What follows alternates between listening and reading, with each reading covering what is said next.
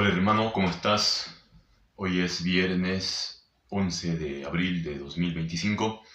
Estábamos adelantando una anterior emisión de Nación Digital que íbamos a comentar este libro de Luis Antezana Elgueta, Laberintitis del doble poder de Janine, recientemente publicado, y que en realidad es un estudio de gran utilidad, sobre todo en estos días de quilombo político, de crisis política en Bolivia en realidad, y de crisis de partidos políticos enorme y tremenda en nuestro país.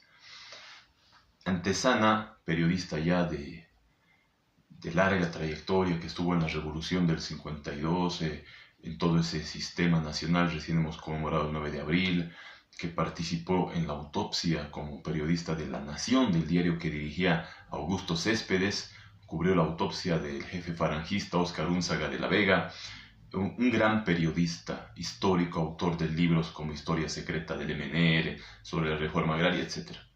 Un gran, además que fue presidente del Consejo Nacional de Reforma Agraria, nos regala hoy con este estudio magnífico que viene a cuento en estos días en los que no sabe la oposición qué va a hacer.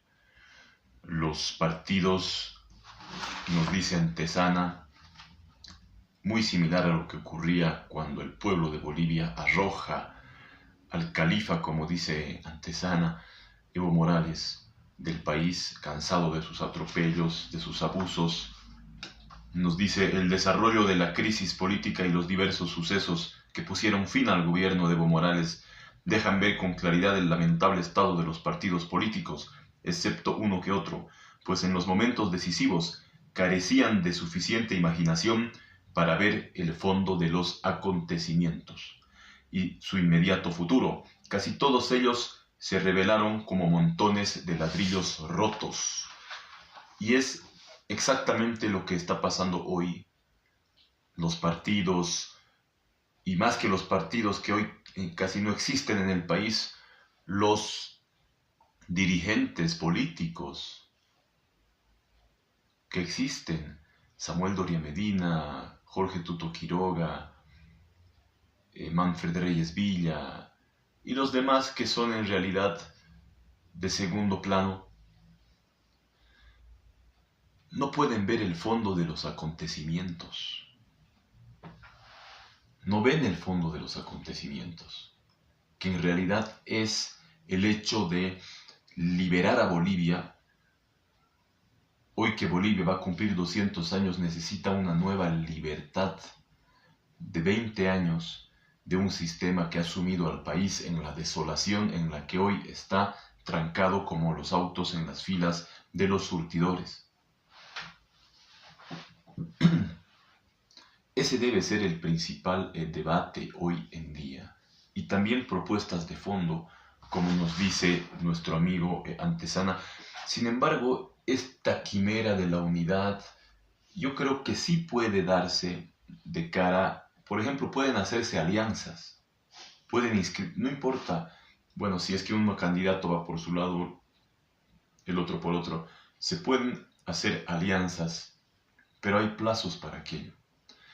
Y la alianza debe ser como aquella que en un momento de la historia del país, también bastante delicado, se llamó la concordancia.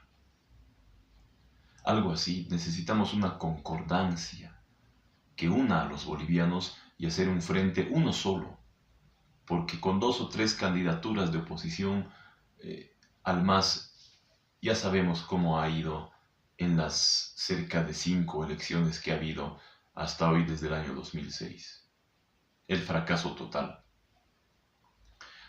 Tanto es así que la única noticia hoy es que la reunión de los personeros del Frente de Unidad, ¿no es cierto?, intentando salvar aquello, fue virtual. La reunión para intentar salvar la unidad que hizo la reunión de Samuel Doria Medina, con Tuto Quiroga, estaba Vicente Cuellar, Amparo Vallivian, Carlos Mesa, y bueno, fue virtual, por Zoom, o tal vez por Google Meets, o por otra. A ese nivel están hoy estos individuos en Bolivia, estimados amigos y amigas, que obviamente no le va a hacer nada bien al país, pero sí le va a hacer muy bien al califa. Entonces, estos partidos de oposición, frentes de oposición, hoy en día, estos montones de ladrillos rotos, ni siquiera hablan del tema de fondo. Hay un tema, por ejemplo, las propuestas de reforma de la Constitución. Y nuestro amigo Antesana, que en realidad adivinó todo lo que iba a pasar, lo graficó acá. Él exigía que debía hacerse, tras la huida de Morales y de García Linera, debía hacerse una asamblea constituyente en Bolivia. Una asamblea constituyente para desterrar en definitiva el régimen populista, como le llama él, del MAS. Y nos dice, entre otras cosas muy importantes, ¿verdad? Habla también esto. Esto es lo que siempre hemos dicho y por eso le hemos puesto a nuestro semanario Nación, el nombre de Nación, cuando se fundó allá el año 2011, con otro nombre, pero luego pasó a denominarse el 2012 como Nación, Revista de Estudios Bolivianos. Se había fundado como bosquejo de una morfología de la historia nacional boliviana y pasó luego, hacia el 2013-14, a denominarse simplemente Nación, Semanario Nación. En este Semanario Nación, estimados amigos, ha sido un semanario bastante combativo, hemos hecho una entrevista inolvidable con el general Luis García Meza sobre la dictadura y la democracia, con el general Gary Prado sobre la campaña de Llancahuazú y el caso de terrorismo denominado de Eduardo Rosa Flores, donde él fue incluido y estuvo en detención domiciliaria, allá en Santa Cruz, un reportaje sobre los sucesos subversivos de la denominada Guerra del Gas, con una entrevista con los jefes militares desde el recinto penitenciario, la cárcel de Sucre, de San Roque en Sucre, y otras cosas que hemos hecho. Y le hemos puesto nación, porque creíamos y creemos hoy que lo que Bolivia debe ser es nación. El Estado plurinacional daña, hiere a mansalva a la nación boliviana, que es la unión y es lo de los bolivianos, que es un patrimonio espiritual, ético, moral que tenemos los bolivianos y que es lo único que nos va a hacer salir y surgir adelante y crecer este país y conquistar nuestras históricas reivindicaciones como la del acceso al mar, que es lo verdaderamente importante. Entonces, ¿qué nos dice Antesana? Pero en general los 14 años de gobierno de Evo Morales, García Linera y compañía tienen otros enormes agravantes. En efecto, su política populista negó la existencia de la nación y sus características materiales y espirituales. En primer lugar, en la época mundial de fundación y crecimiento de las naciones, Bolivia dejó de ser nación, pese a que cuando se fundó la Organización de Naciones Unidas, Bolivia participó en su creación y cuando se produjo ese suceso en 1940 solo participaron 40 naciones, mientras al presente ese número de sus miembros ha sobrepasado los 200 y podría crecer hasta unos 250. Debido a esa política, Bolivia perdió su calidad de nación y quedó convertida solo en Estado, que son cosas diferentes. Perdió su condición material de nación y quedó convertida únicamente en Estado subjetivo, y esto por vía constitucional. Al respecto, el primer artículo de la Constitución Evista de 2009 establece: artículo 1, Bolivia se constituye en un Estado unitario, social, de derecho, plurinacional, comunitario, etc., tal el producto de la caótica constituyente del 2008 que será observada después. En efecto, a Bolivia se le ha puesto el apellido, el mote de Estado plurinacional, que viene a ser en realidad un feo apodo. Y así está, y así estuvo en el malhadado proceso de la Corte de la Haya, donde no se tocó el tema del mar, pero así. Bolivia Plurinational State of... O sea, ¿qué es eso? ¿Qué carajo es eso? Eso no es nada. No significa nada y no quiere decir nada. pero también se incurre en la contradicción de que la propia Constitución en momentos se refiere a república, dice el Senado, senadores de la República, por ejemplo, pero Estado plurinacional. Ese Estado plurinacional es el que ha disgregado, desunido a la nación, deshecho, dañado, herido a la nación boliviana, y es por lo que estamos hoy en día así. Y no pueden tocar los temas de fondo los señores candidatos, precandidatos, mejor dicho, del bloque de unidad y los que no son del bloque de unidad, como Manfred Reyes Villa, Tuto Quiroga y otros, sumidos en nimiedades. Y concluimos esta emisión haciendo referencia a un tema importante que nos refiere Antesana en su libro, porque él es experto en temas agrarios, del agro de la tierra, que se ha dejado de lado, y que en realidad él nos dice que empobrece el sistema actual, nos dice, en realidad propio de la colonia, no deja al campesino, al indígena, al productor, al campesino no le deja disponer de su tierra, venderla, enriquecerse con ella, ¿no es cierto?, invertir más. Es un esclavo de la tierra que se le ha dotado, nos dice, y está condenado al pongueaje, a la esclavitud. Eso requiere una reforma. Y nos los dice en estos términos.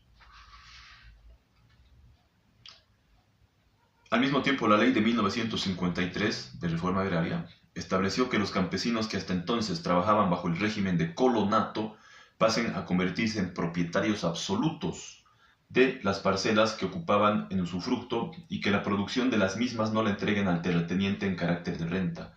Esos dos aspectos principales de la ley de 1953 habían sufrido algunos recortes desde el gobierno restaurador de 1964. Primero fueron resoluciones administrativas, pero fueron convertidas en resoluciones ministeriales aparentemente inocentes. Pero en ese proceso la disposición fue elevada a rango de decreto supremo y más tarde el gobierno de Sánchez de Lozada la convirtió en ley. Entonces, como los campesinos dejaron de trabajar sus tierras, de que fueron propietarios absolutos gracias a la ley agraria de 1953, vieron que no podían alquilarlas, rematarlas, hipotecarlas, heredarlas e inclusive trabajarlas porque no producían ganancia y cualquier vecino se la podría arrebatar porque volvió a circular la versión de que la tierra es del que la trabaja. Y ya no servía el título de propiedad. En esas circunstancias llegó al gobierno el indígena Evo Morales, en quien confiaban que devolvería a sus hermanos, entre comillas, indígenas el derecho de propiedad absoluto sobre sus tierras, decretado en 1953, en la reforma de la Revolución Nacional, ¿verdad?, y que se les había arrebatado sigilosamente entre 1964 y 2004. Pero el gobierno del indígena Evo Morales, en vez de abrogar todas las disposiciones que quitaban a los indígenas el derecho absoluto de propiedad sobre sus parcelas, más bien elevó esa determinación contrarrevolucionaria al rango de decisión constitucional. Así, con broche de oro, Evo Morales cerró el círculo contra los indígenas y campesinos. En efecto, la Constitución del gobierno Morales Linera dispuso, capítulo 9, 2, parágrafo 2, la pequeña propiedad es inalienable, constituye patrimonio familiar inembargable y no está sujeta al pago de impuestos a la propiedad agraria. La inembargabilidad no afecta a la sucesión hereditaria en las condiciones establecidas por ley. 3. La propiedad colectiva se declara indivisible, imprescriptible, inembargable, inalienable e irreversible y no está sujeta al pago de impuesto a la propiedad agraria. Parágrafo 2. Se prohíben las dobles dotaciones y la compra-venta. Se prohíbe la compra-venta, miren. Permuta o donación de tierras entregadas en dotación. Por ser contraria al interés colectivo, está prohibida la obtención de renta fundiaria generada por el uso especulativo de la tierra. Artículo 400. Por afectar a su aprovechamiento sostenible y por ser contrario al interés colectivo, se prohíbe la división de las propiedades en superficies menores a la superficie máxima de la pequeña propiedad reconocida por la ley para su establecimiento. El Estado establecerá los mecanismos legales para evitar el fraccionamiento de la pequeña propiedad. Y nos dice Antesana, ahí termina la cita de la Constitución actual del 2009, ese fue el tratamiento antihistórico, antieconómico, antiindígena, anticampesino de Evo Morales y compañía, destinado a empobrecer y condenar a la miseria sostenida a sus hermanos indígenas. Y tiene razón Antesana, tiene razón, porque en realidad hoy el campo se ha ido vaciando, los enormes campos que tenemos en Bolivia, una cantidad enorme de tierra, y los propios campesinos han decidido ir a otras ciudades, a buscar trabajo en otras cosas y a vender lo que puedan para vivir.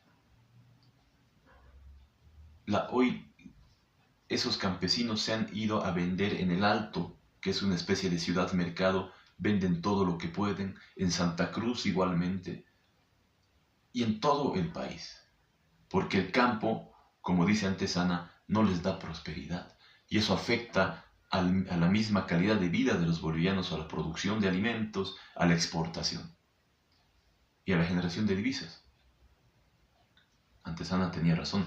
Pero estas cuestiones de fondo las vamos a tratar, se las puede tratar solamente en la medida en que estos montones de ladrillos rotos puedan colarse y volver a ser un ladrillo para poder edificar algo mejor, que en realidad solo es por el momento, que se vaya el régimen colono, como dice, propio de la colonia en realidad, del más de 20 años, como nos dice antes Ana en su libro. Continuamos.